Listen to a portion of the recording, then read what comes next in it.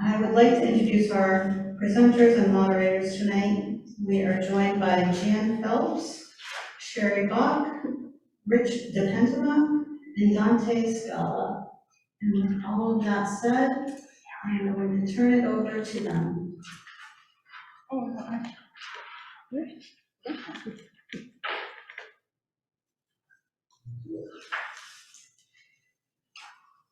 Thank you all for coming this evening, and thank you to Portsmouth Library for hosting us, and to Christy and Laura especially for running the Zoom end of things. Without whom we could not do this program. My name is Sherry Bond. I live in Portsmouth, and even at my age, I need and I want to learn more about our government and the candidates I vote for. Sometimes when I talk to friends, they seem to be kind of at a loss too, so I'm guessing there are probably others who also have a need to review their civics. That's why we're here tonight. We are presenting a tour, so to speak, of our government structure, including federal, state, and local levels, including county and city. It's a lot of ground to cover, and we'll do the best we can. We will also explain some details about our representation in government, which seats are elected, which are appointed, what are their terms, and which are coming up for the midterm election in less than 2 weeks from now. I'll turn the rest over to our moderator, Jan Phelps, to explain the rest of the program. Hi. So my name's Jan Phelps, and I'll be moderating the program and facilitating questions as we go through the different sections. And in the spirit of productive Q&A, we ask you to keep some things in mind. First of all,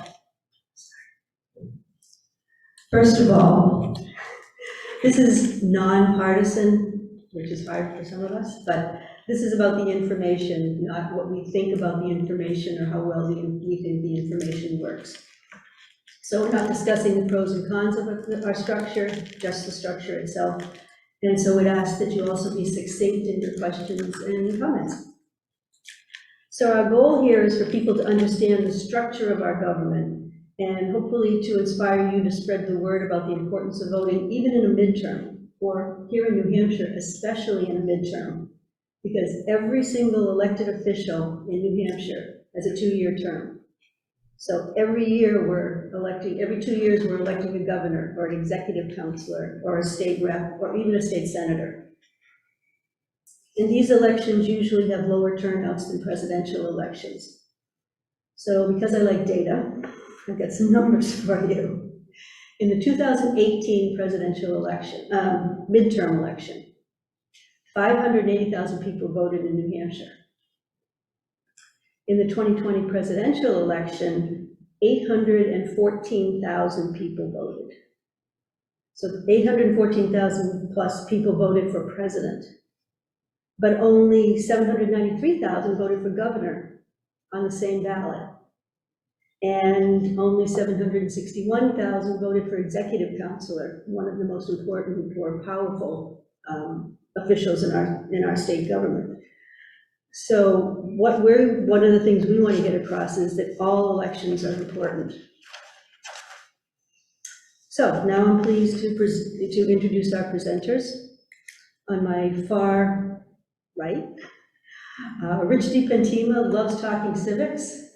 In his 30 years as a public health official, he's lived intimately working in New Hampshire state government, city government, in the military, the Air Force, and the New Hampshire National Guard, and as an elected state representative representing New Hampshire.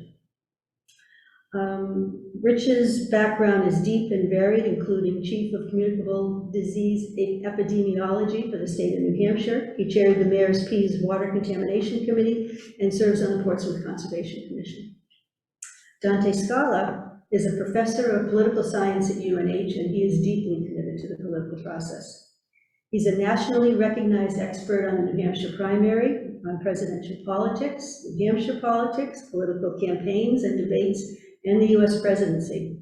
He's regularly interviewed by local and national media and has authored many articles and books on the subject of politics. So first up, Rich, what is civics? Well, thank you so much. Thanks everyone for those who are here and those who are watching on Zoom. Appreciate your taking part in this, I think, important discussion. We all know and heard the saying that elections have consequences. And we all are, as voters or non-voters, we determine what those consequences may or may not be, for better or for good, by us participating in the electoral process or not participating in the electoral process. So it's important, if you are concerned about the consequences of elections, that you have a say in what those consequences may or may not be by participating in voting. I think we want to start, I think Dante was going to talk briefly about the definition of civics and the definition of our form of government nationally.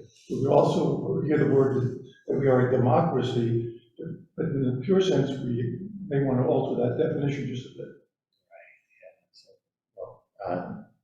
Thanks for the invitation tonight, and thanks for coming out.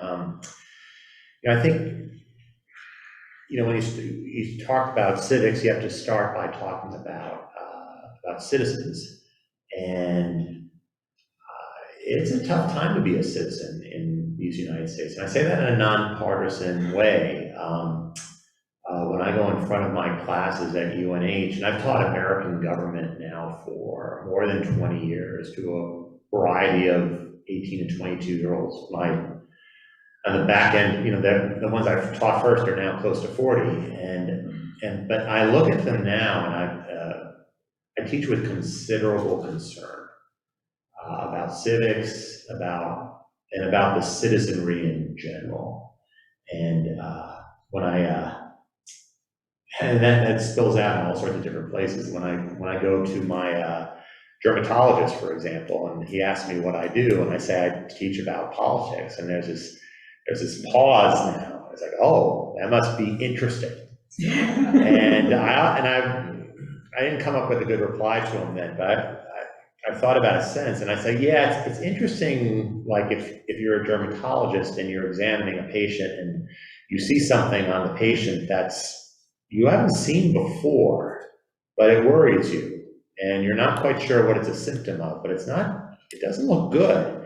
And that's kind of how I think about, unfortunately, about US democracy these days. And a lot of fellow political scientists kind of join me in just kind of being worried about civics and citizenship. And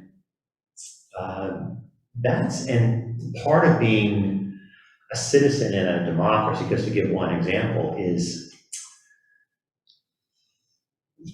we have to take for granted in a democracy that the opposition is legitimate. Okay? We have to take, in a democracy, it's part of civics, just in a democratic country, that the opposition isn't traitorous, isn't unable to govern, right? But that we accept that the losers accept that the winners have a legitimate right to govern. And that gets at the essence of civics, which is really, democratic self-governance. The dilemma these days, and we can say this in a, nonpartisan way, is that increasing numbers of people on both sides, increasing numbers of citizens see their fellow citizens with suspicion and see them as perhaps not quite legitimate governors, if need be. And that comes from both ends, and that's not a good place to be in for a democracy, because civics kind of depends on citizens being able to disagree. And not just without being disagreeable, that would be good, right? But also just to be able to say, okay, despite our disagreements, I recognize your right to govern. And I think that, regrettably, no matter how things go in 2 weeks, that problem will not be solved by the next election in 2 weeks. But it's something that, needs to be solved. It brings me to my second point about civics. Civics is a lot about civic identity. Like, how do we identify ourselves as citizens? And you hear a lot these days about, identity politics. And part of our dilemma is I think we've lost sight of our collective identity as citizens, and we see ourselves as, well, there's us, and then there's the others. And there's not much as much we in politics, in US politics, as there used to be. And instead, we've kind of fragmented into a number of different identities in politics, but which has led to, what you often hear about called polarization, right? Partisan polarization and so forth. We political scientists can identify very early how people are going to vote simply by how they identify with a political party. And we might think that's bad, but to make matters worse, nowadays our party identity, more and more Americans identify their party with a whole host of other things about their lives, like their religion or lack thereof, for instance, their race perhaps. But all these things have become kind of tied up in politics and how we identify ourselves. And that makes things even worse in terms of, do we see the others in our democracy as fellow citizens, or do we see them as others, like, again, below us or beneath us in some way? And so we've got this polarization, we've got what one of my colleagues calls the two-party doom loop, that we're basically, again, think about how we'll define winners and losers in a couple of weeks. It'll just be by a couple of percentage points, right? It'll be a couple of Senate seats and so forth. We've kind of gotten into this era of trench warfare, where we're just kind of firing away at each other.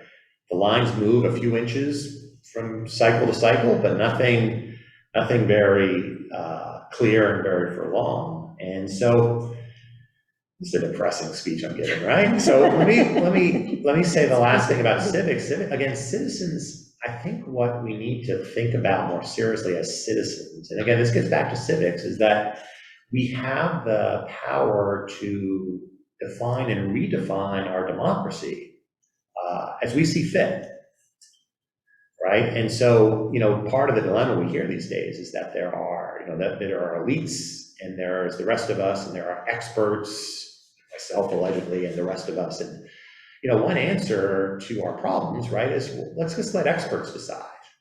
They can be neutral, and they won't be so partisan and so forth. Why don't we just let them make decisions? And in fact, you look around countries in the world, and a lot of them make that trade-off, right, of democracy for stability. And I think we all have to admit, perhaps in a weak moment, that stability sounds pretty good right now. Like when I was in college, we worried about low turnout. Nowadays, we don't worry about that so much anymore. We expect lots and lots of people to turn out to vote. The problem is that's come with all sorts of side effects about stability of our democracy. And I never thought I would say, if you had told 29-year-old Scala that he'd be saying that stability is a problem, or would be a problem that I'd be talking about with my students, I would say, oh, come on, maybe theoretically, but not in reality, right? But I never thought I'd see January 6th happen either, okay? So again, but getting back to civics, and again, thinking about, there's another path, right, which is a path of citizens and civics, which is to think about democracy and redefining our democracy. Like, perhaps it's the case, there are different flavors of democracy, different systems we can follow. And maybe it's the case that our system has run its path somewhat. But the good news is there's a remedy to that, right? I mean, the Constitution is built in ways to remedy and change the Constitution, perhaps to go, recreate our democracy. And so I want to end with kind of just thinking about the spirit of Thomas Jefferson, okay? Writer of the Declaration, a flawed figure in a number of ways, but nonetheless kind of gave us a number of things to aspire to in democracy. One of the things he asked us to aspire to was to be willing to rethink how our democracy works. I think Jefferson said, well, we should rewrite our Constitution every 20, 30 years, and that would be perfectly fine. Now, Jefferson was among the framers, was often seen as a little bit out there, right? A little bit visionary, a little bit, maybe he's kind of too theoretical and not practical enough. But I would say these days, I mean, thinking about the spirit of Jefferson and thinking about how, given where we are, is there a better way out there? that we consider. And that's the democratic way that we as citizens need to think about in a serious way. Like, how do we break out of this very stormy era that we're living through? And is there, if we change the system, maybe that will help to change us in some ways too. So perhaps we can kind of keep that spirit of civic reinvention in mind as we talk about government. So. Okay, Rich, do you want to start off I with guess, the federal? dealing with what the type of government we have today, is that we have basically, at the federal level, we have three branches of government, as everyone knows. We have the executive branch, which is the president, vice president, and the executive officers, cabinet officers, and so forth. We have the legislative branch, which is the House of Representatives and the Senate. And we have the judicial branch, which is the Supreme Court and the lower courts, and the lower federal courts. The executive branch, the president, vice president are elected every 2 years. They have the president, vice president, the same, have a 2-year term. No, I think. 4 year 4 term. years.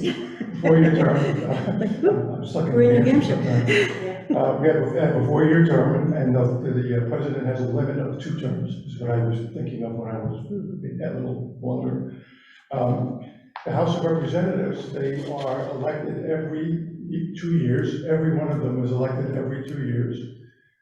So we have currently on the ballot in New Hampshire our 2 representatives in District 1 and District 2 up for election.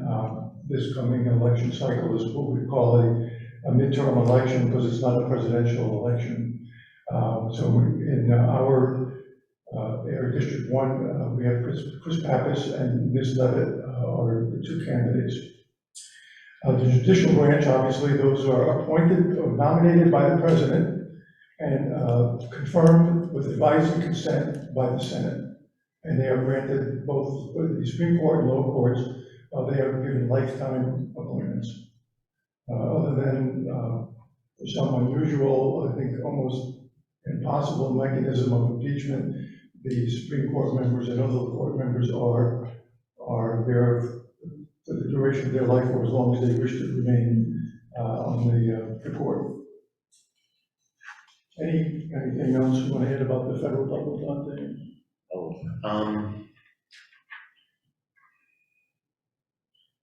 One thing to keep in mind that, the framers thought about a House and a Senate in terms of the House being the place where the passions of the citizens would be most immediately recognized, right? And given the 2-year term. So as I'm fond of telling my students, you can always count on politicians wanting to be reelected, right? You can always start there. And that explains a lot about politics, that politicians want to be reelected to office. And so you think about House members, they're in for 2 years. Whoever wins in November in 2 weeks will start thinking, the clock starts ticking. Like, congratulations, you're up for reelection in 2 years. So that person always has to be in mind of the public and how the public is feeling at any given point. I mean, compare poor Chris Pappas, right, who has to run for reelection every 2 years, to Jeanne Shaheen. Like Senator Shaheen, right, every 6 years, can put some distance between herself and the public in a way that Pappas is unable to, right? So Shaheen doesn't have to worry about whatever the political ties are this year, right? That's way off in the distance for her, as it might be for Senator Hassan if she achieves reelection. So there's supposed to be some balance there, right? That the House would represent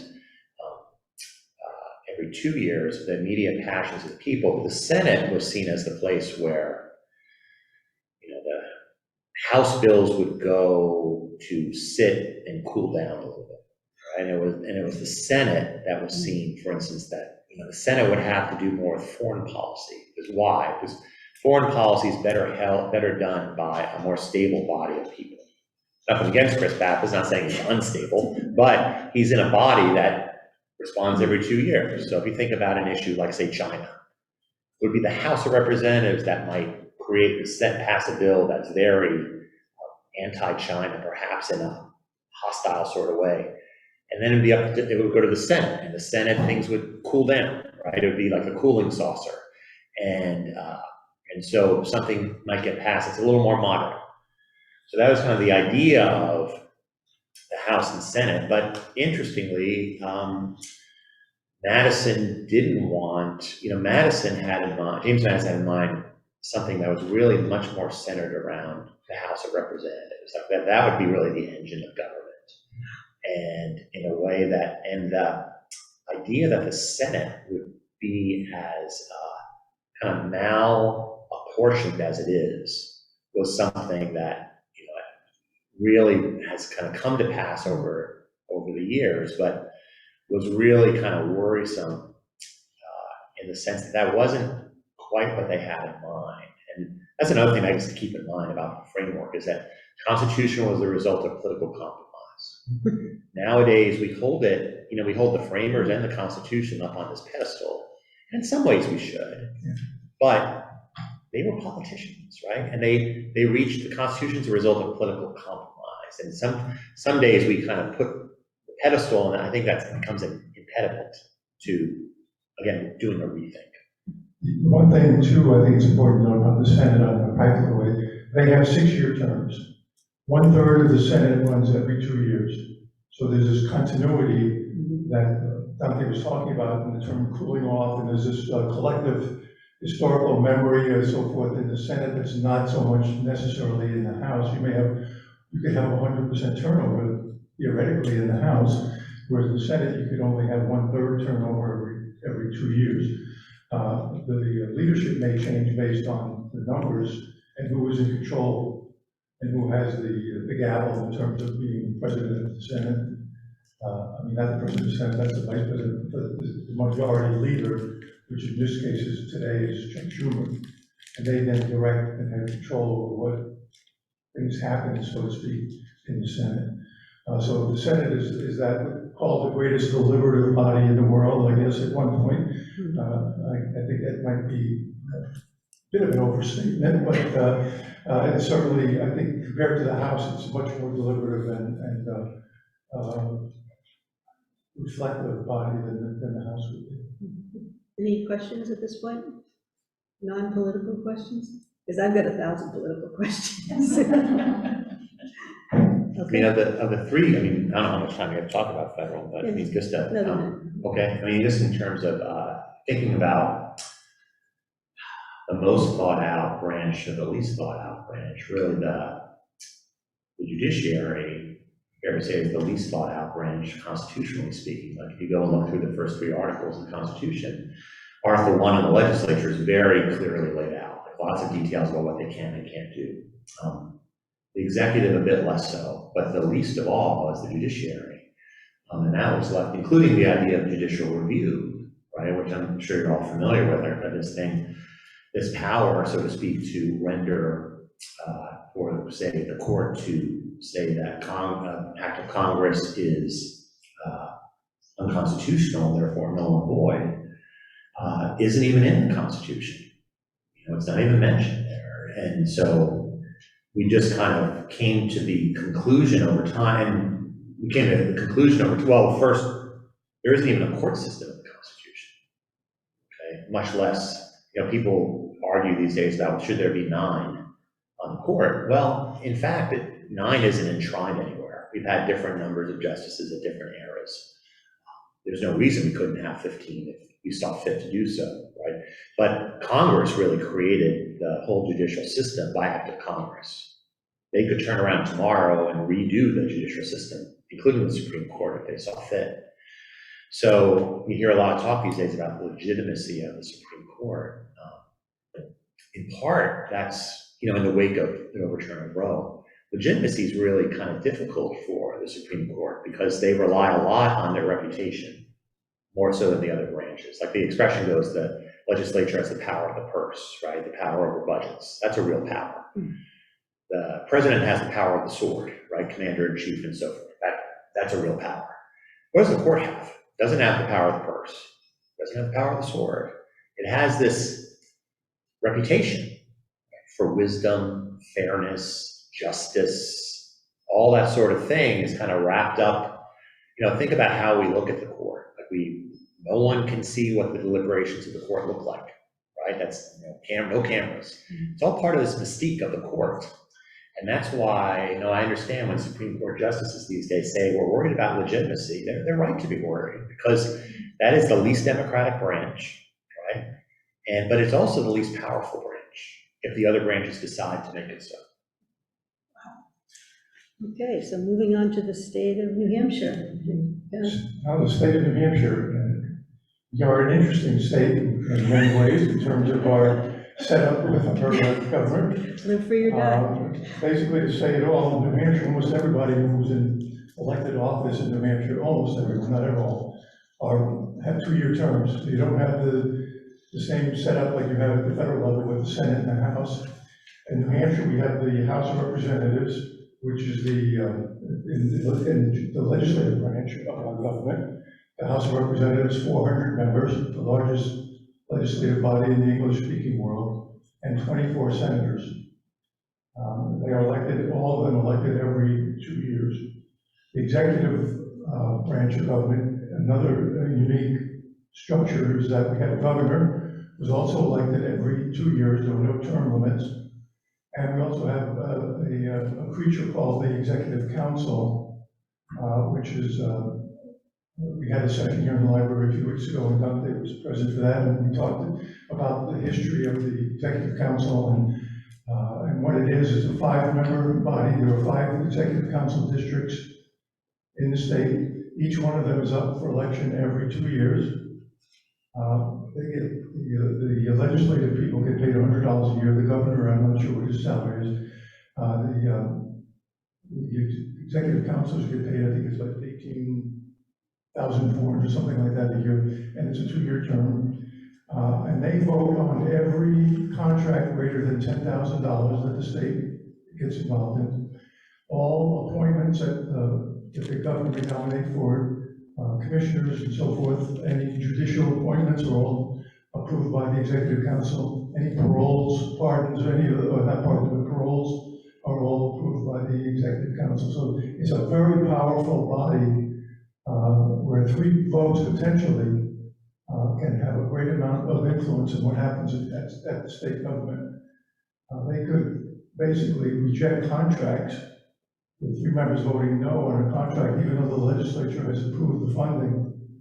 And the governor had signed the budget, they approved the funding in the budget for those contracts. The Executive Council can and has voted against funding those, putting those contracts into place.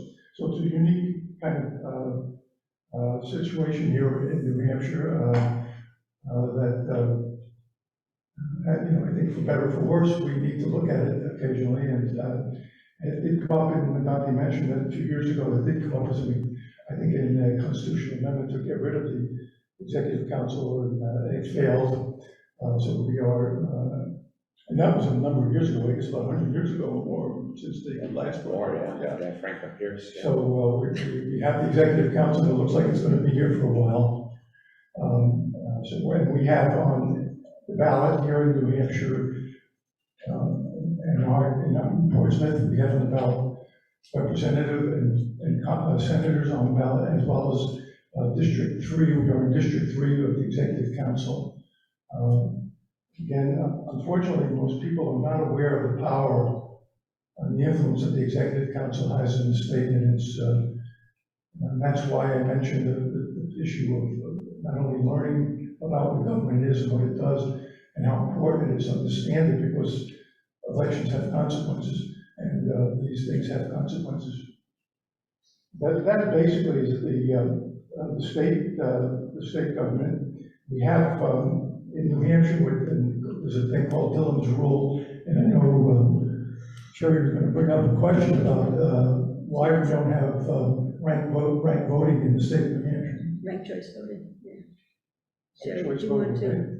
Well, I'm reading my own note here in the outline, and because I had forgotten how many states have Dillon's Rule, which is, you can define what that versus home rule, where local municipalities and cities can kind of decide what certain things that they can do on their own without being having enabling of legislation from Concord, which is what we have in New Hampshire is Dillon's rule. And I had forgotten, I looked this up, and there's 39 states that do employ Dillon's rule. I was kind of thinking the balance was the other way. Yeah, let me define Dillon's rule for those who may not have heard about it. Dillon's rule basically it grants local government only the exercise of power that are granted by the legislature. So local governments can only put in place or you can't have a referendum in Portsmouth to have a restaurant tax, for example. You can't do much of anything at the local level unless you're explicitly granted that authority by the state legislature. That's basically Dillon's rules. In New Hampshire, we are pretty much almost bound by Dillon's rule. We have very little what you would call local control. Even though we hear a lot about local control, but in reality, we have very little local control in New Hampshire. Everything must be explicitly approved and granted by the legislature to local communities. We have a Zoom question. Okay, Jane online says, it seems the executive council has more power than either the Senate or the representatives. Why do we even have it? Dante, you want to take that? Yeah, so, I mean, no, it's a good point. It goes back to, the executive council is our oldest body of government in New Hampshire, older than the governor. So, like, originally, as part of the charter, I guess, that, you know, you had a governor and council created when New Hampshire was set up. And then over time, through the Revolutionary War and so forth, the post of governor actually left, was disbanded and then brought back. And the executive council was always there. So it has the longest tradition of being the government in New Hampshire. And why is it there? And it's a good point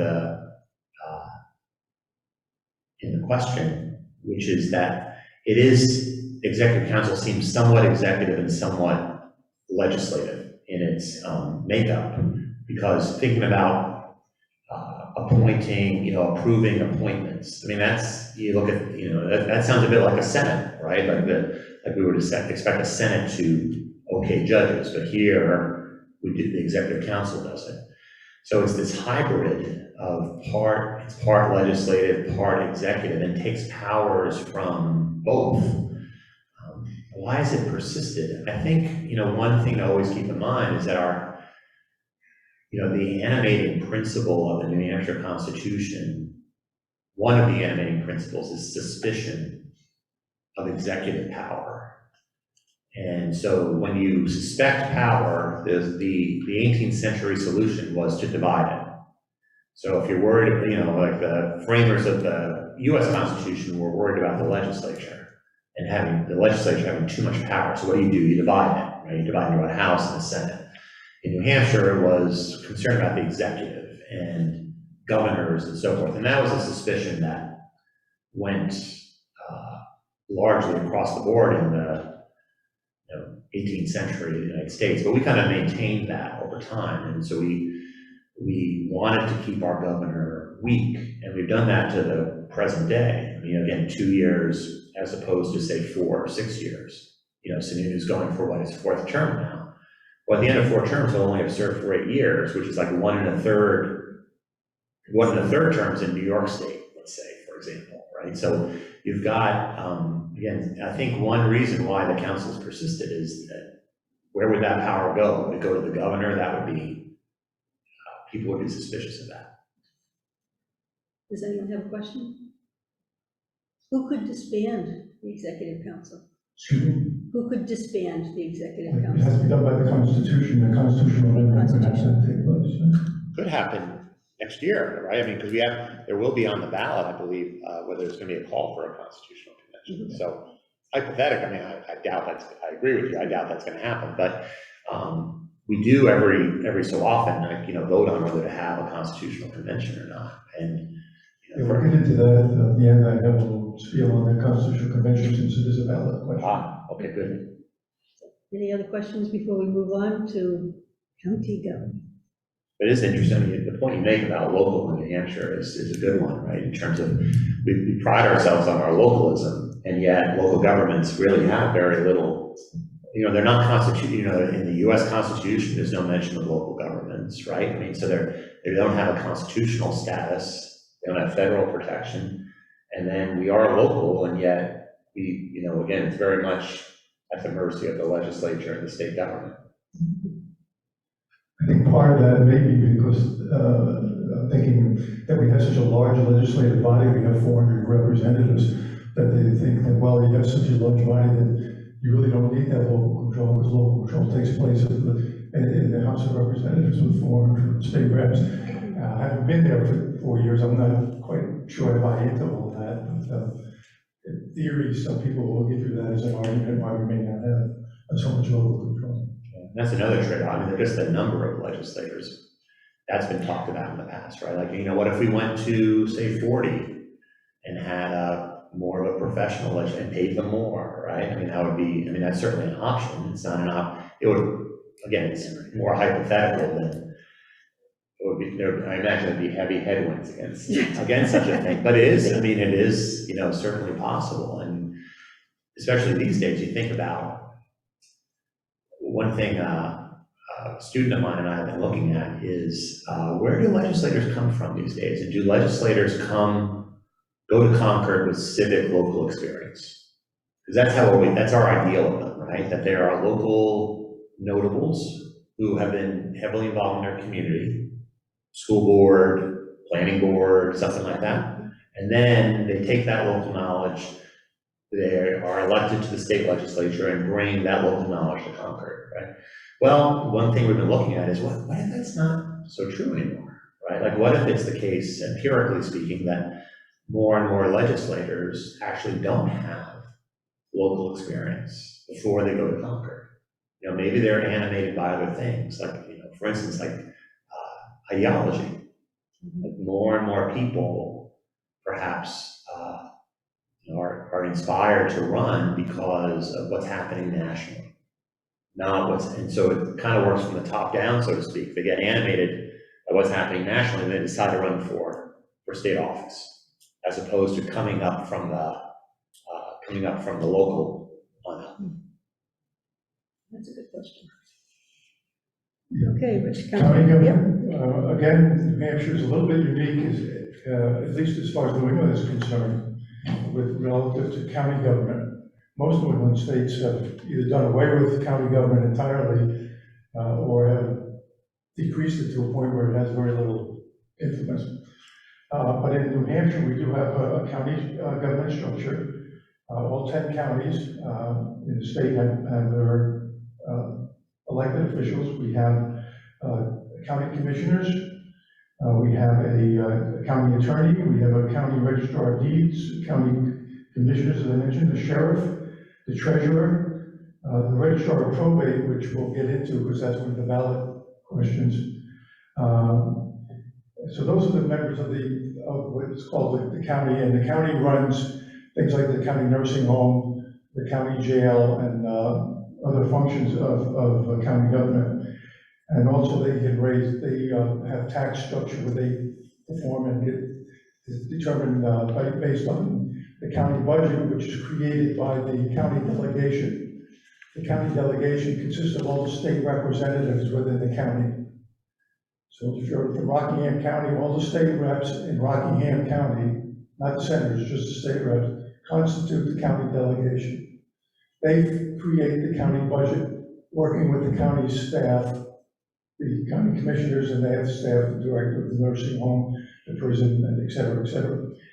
And based on that budget, they send it to the state, and the state then allocates the portion of that budget that we have to pay in our tax bill. So when you get your tax bill, you'll see 3 sections. It'll be the city, local government tax, education tax, and county tax. You pay it all in one lump sum, and then it gets divided up. But the amount of money that's determined that we pay towards the county is determined by the county delegation here in Rockingham County and all the other counties. The various functions of, I'll go briefly into some of these positions. Obviously, the county commissioners, they're basically the executive body of the county. They run the day-to-day affairs of the county. There are 3 of them, and they are elected on a rotating schedule. This year, in our county, District 1, we have an open slot that will be open for, it'll be a 4-year term.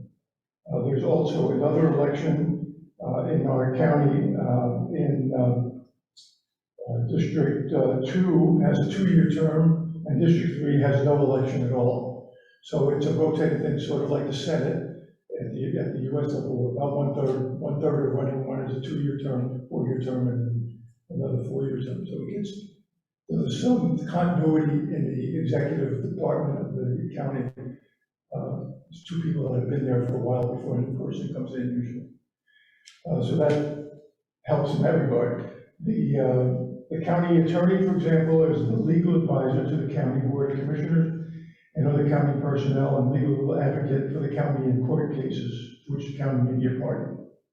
The county sheriff performs a variety of duties: fugitive apprehension and warrant investigation, directed proactive law enforcement patrols, transportation to and from custody and control of prisoners scheduled to appear in the courts. The county treasurer is elected, another elected position. These are all elected positions, and they're all on the ballot this coming midterm election every 2 years. The treasurer issues the annual tax warrant to each of the municipal units. That's determined by the county delegation. The county registrar of probate is it's a constitutional question right now, because the previous constitutional question really eliminated all duties of the probate officer of the county probate and gave it to the courts. So the person, even though it still exists because it exists in the Constitution, you can't just get rid of it until you eliminate that position from the state constitution. So that's why you have the question on the ballot this year, whether you want to remove that position from the Constitution. The person gets elected, they don't have anything to do because it's all done by the courts now. And as I mentioned, the county commissioners make up the executive branch responsible for the daily operations of the county government. I think that covers most of the county issues. And if there's any questions? Any questions? Sure. Shall we assume that all the county positions are paid positions? Sure. Are they all salaried, paid positions at the county level? Yes, they are all salary positions, including the probate. If they don't do over, then the person would be getting salary for basically, I guess they have to show up. But Were you going to talk any more about the 2 items on the ballot? Yes. yeah, I was going to get to that after we get to the county. We'll talk about, since there are 2 ballot questions, we can talk about how you do get to change the Constitution in the state of New Hampshire. Maybe Dante may want to add on later, how you change the Constitution at the federal level. Yeah. Just so we can see if there's any difference in how that works. But basically, I just wanted to see if there's any discussion about county government. Where I grew up in the Midwest, our counties were different from the way they are here.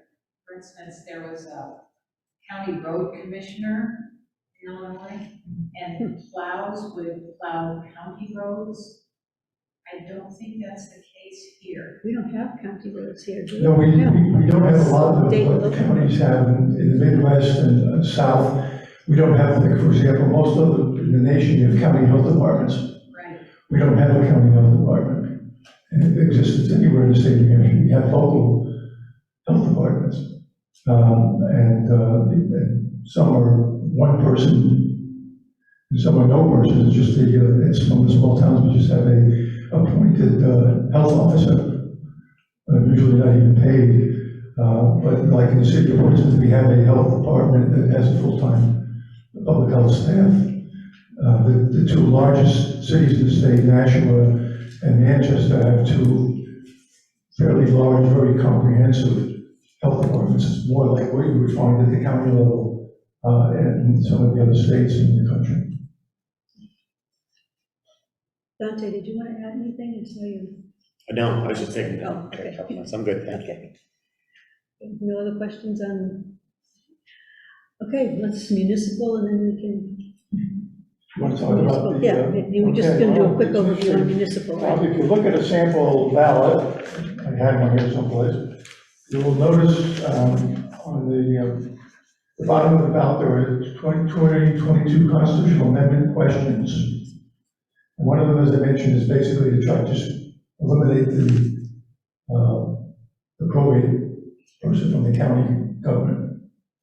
And then the second question is about whether we should have a constitutional convention, or what they call a short con-con. And this gets a little bit tricky. Fortunately, we have a little time, we can talk about it. The constitutional convention, the amendment can be, the constitution in the state of New Hampshire can be changed in a couple of ways. Number one, it can be done by the legislature, by votes of the House and the Senate, 3/5 members voting in each body to put a question on the ballot to amend the Constitution. And then it goes to the voters, and the voters would have to approve it by a 60%, a 2/3 majority, more than a 2/3 majority would have to approve any constitutional amendment that was put on the ballot as a result of the legislature putting it on, the question on the ballot with their 3/5 vote. So it's 3/5 at the legislative level, 2/3 at the voters level. So changing the Constitution is not easy, and it was designed that way, I think specifically not to make it easy, because it's a pretty significant event to change a Constitution at federal or state. And it takes, I think, a significant amount of thought and consideration before you make that step, because once you change it, you can't change it back, but usually not so easy to do. The other way you can amend the Constitution in New Hampshire is to create a thing called the Constitutional Convention. And the Constitutional Convention, you see on the question on our ballot now is whether we shall have a constitutional convention. The voters will then decide, I think it's by a 3/5 vote, the voters will decide whether there will be a constitutional convention. I'm not sure, I want to check on that.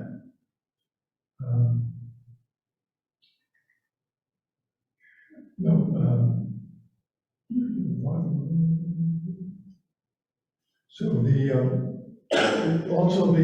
and this is what the legislature can do by a majority vote, put the question on the ballot, whether we'll have a constitutional convention or not. The other way is after 10 years, if we haven't had a constitutional convention in 10 years, the Secretary of State will put it on the ballot. And I think that's why it's on the ballot this year, because we haven't had a question on the ballot for 10 years, so it has to be. Now the question is, and I want to look at about how many votes it takes at the state level here. It gets a little bit, it's very confusing. Okay. Each, and it says the Constitutional Convention will develop, when they meet, they're elected officials. To get on the Constitutional Convention, you must be elected. And the election basically is the same as how we elect our general court, the state reps and senators. So what will happen if this question is approved to establish a Constitutional Convention, at the next election, people will have to go, like you wanted to sign up to be a state rep, you would go and declare at the city clerk's office, declare that you want to run for the Constitutional Convention, and it's by party. Okay, so it's by party, and then based on that, then the election will then determine which members will get voted in to be members of the Constitutional Convention. So in essence, there'll be 424 members of the Constitutional Convention, the same as our legislature is consistent. And then they will meet, and then by a 2/3, by a 3/5 vote, if they want to change the Constitution, they'll come up with a question. And it takes a 3/5 vote by the convention, the Constitutional Convention, to then bring that to the voters. And then the voters, again, if it gets on the ballot, would have a 2/3 vote necessary to approve any change to the Constitution. So the voters always have the 2/3. in order to get that question there, it takes a 3/5 majority of either the legislature or the constitutional convention. Is So that anybody has confusing? questions on that? So it takes about 10 years, right? Yeah. Is it likely, or has it been in the past, the same people that were in the convention, the same as the current legislatures, or is it defined that they're separate people? Can you elect your representative to the Yeah, it's interesting. In New Hampshire, you can be a state rep and also be in the convention. In most other states that have this process, an elected official cannot be a member of the convention. We don't have that in New Hampshire. It's not prohibited for a state rep or a senator to also be on the constitutional convention. But it is by party, so any citizen who's in your district, whatever district you reside in, and whatever ward, you go to you go to the city clerk and say, I would like to declare that I'm running for constitutional convention in this district as a Republican. And then if you have one more state rep in that district and one senator, you would be for that whole district, that Senate district as well. Total again of, you may have, I don't know how many people running, you could have 800 people running based on two parties, but only 424 will be elected to that. So is the apportionment the same as for the reps? Is the apportionment of the delegates the same as the Yes, apportionment? exactly the same. So we have 5. There's 400, there'll be 400 from the representing the state rep districts and 24 representing Senate districts. But they don't have to, they don't have to be senators or reps. Right, no, I understand that. So one difference between the New Hampshire Constitutional Convention and federal is there's no, in New Hampshire, there are these elements of direct democracy, right, where the voters get to weigh in directly, right? But we don't have that equivalent at the federal constitution. Like we wouldn't, there's no such thing as like a national referendum that would call a constitutional convention. And indeed, we've never called a second constitutional convention, right, nationally. We've had amendments to the Constitution, including the Bill of Rights and so forth, but we've never had, another constitutional convention basically to, which could theoretically redo the whole thing. Like, we could start from, which is basically what the first constitutional convention did, right? We had a constitution. It was known as the Articles of Confederation, and then that got basically tossed and in favor of the U.S. Constitution. But the mechanism for calling a convention goes through Congress, right? Not directly from the people. So that's one. And again, that's kind of in keeping with kind of suspicion of having direct democracy, right? The idea that, yes, the people should have a say, but they should have a say through their representatives, not directly. I think in order to get an amendment approved, is the process in terms of the states voting on it and the state legislatures voting on it. Is it that 3/5 of the states have to approve, like the equal rights amendment? Yeah. Right, it has to be my memory's going to fail me now. It has to be a supermajority of states that will okay an amendment in order for it to become. Yeah, it's difficult. As I said, it's a difficult process. Right. Like the equal rights amendment is still Just hanging out there waiting for the final one or two states to approve it. For anyone who's, and I'm sure I confused everyone, including myself, on the process of constitutional conventions, I refer you to Article 100 of the New Hampshire Constitution. Article 100 outlines the entire process that I tried to explain to you folks here, and maybe if you read it yourself, you can do it a little better than I did. Kathy? I was wondering when the last time was that New Hampshire had a constitutional convention. I think the last one we had in New Hampshire was 1982. So we have to vote on it every 10 years, but we don't. That doesn't mean we have to change the steps. Constitution. That means we didn't have a constitutional convention. The legislature, as I mentioned, can also change the Constitution or recommend changes to the Constitution and put those questions on the ballot. And it can be approved by the citizens with the 2/3 vote. The con is the second way you can get questions on the ballot. So there are two ways to get the question on the ballot. One is through the legislature with their 3/5 vote, putting the question on the ballot for the citizens, or the Constitutional Convention, which has to be first created, then they do their thing. So did we actually have a constitutional convention? In 1982, With changes or? yeah, in 1982, there was the last convention. They made changes, I don't remember what they were, but we made changes recently to our Constitution. For example, when I was a state rep in Portsmouth, we had 7 state reps in Portsmouth that we ran all as at-large elected, so there was no ward, we weren't running by wards, but then the Constitution changed and required Portsmouth and other municipalities, cities, to have the state reps run by ward, or more than one ward based on the population. So I dropped out of running again because I didn't want to primary some of my fellow state reps that I had worked with. So that the Constitution changed how we vote and elect state reps here in Portsmouth.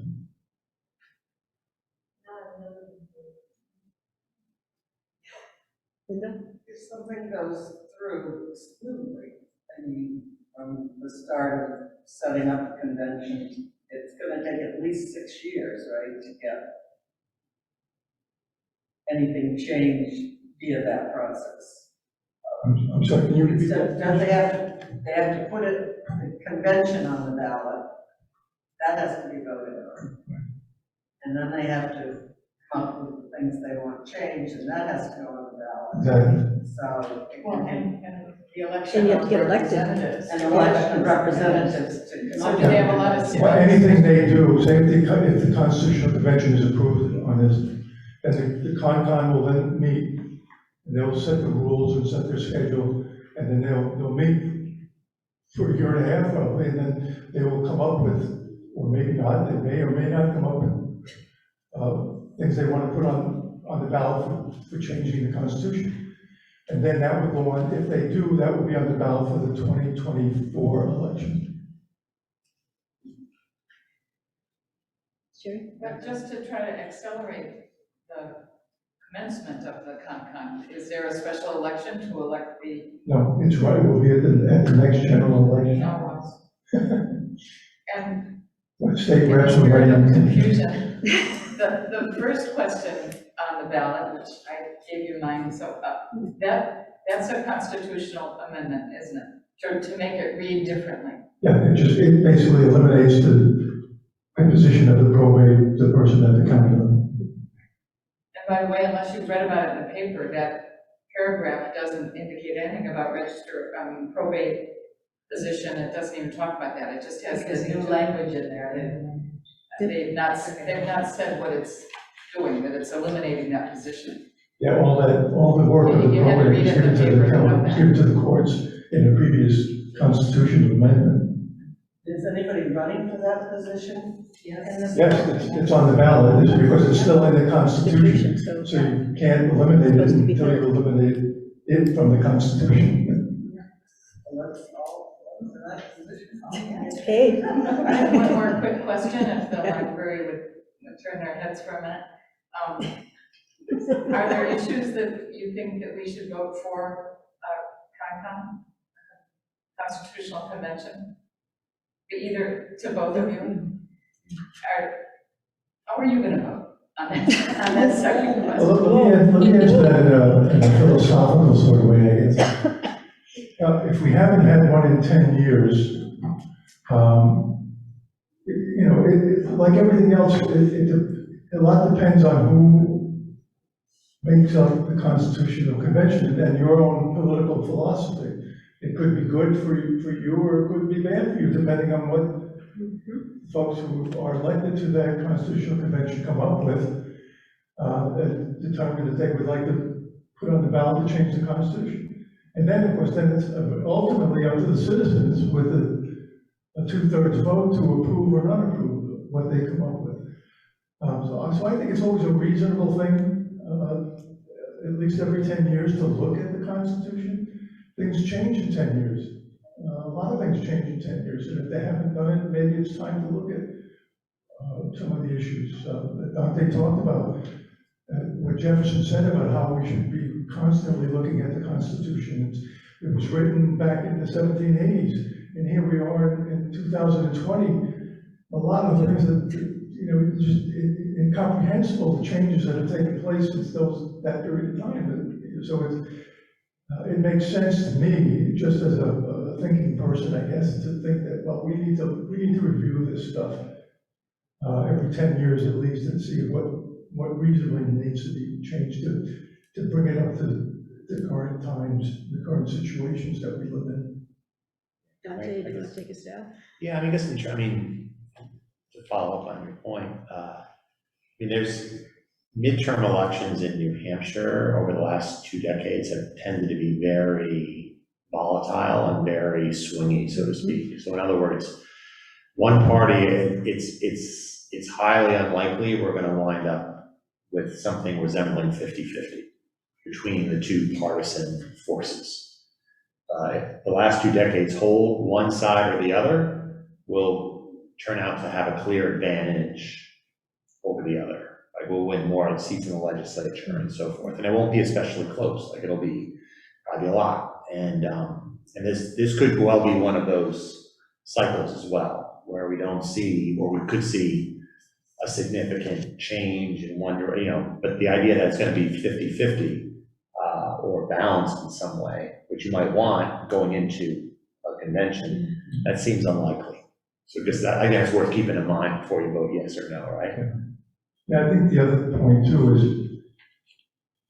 that I think anything that would come up is going to be more hot button issues depending on who is going to be on the Concon.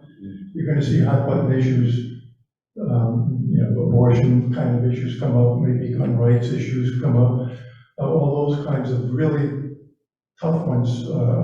Not so much like the probate question that you're going to see that you have on the ballot now. That's an easy one. But these really hot button, divisive issues are going to have inflammatory potential in not only the Constitutional Convention, but then subsequent the voting for the people. When it comes to voting on the people, you're going to see some very contentious and I think potentially volatile conditions. And on that note, are there do we have any final Zoom questions or any final questions? Final thoughts from 2 gentlemen? I just wish everyone to go out there and vote. And talk to your friends, neighbors, relatives, whoever, if they aren't registered, get them registered, and do your civic duty. And remember, as I said, elections have consequences, and these elections, midterm elections, are just as consequential, if not even more, than the general elections for president when the president's on the ballot. Yeah, well said. Sure. I just wanted to That's right. suggest several resources where people can do research on government, civics issues, as well as issues in New Hampshire, as well as if you're confused about absentee ballot or what your ward is that may have changed, voting, anything about voting. And there's sort of sheets on the table up there with all these resources on it. I mean, some of them just are Secretary of State's office, the Gen Court site is always good to track bills, and the most important thing is to tell your representation, ask them questions about how they feel about certain issues that you feel strongly about, find out that they're committed to those. If not, you might not want to vote for them. It's all about, the purpose of this evening was really to, in my mind, is to try to instill in all of us, myself most of all, that our civic duty, we have to engage in our representative government. We have to vote responsibly. We have to vote, but we have to, the next step for me is to vote responsibly and understand who I'm voting for and why. And whatever path our democracy takes, like Dante was saying, Maybe it's gonna be reshaped in some way in our future, in our children's future, but we have to have a say in that. If we're gonna keep democracy in any form, we have to have a say in that.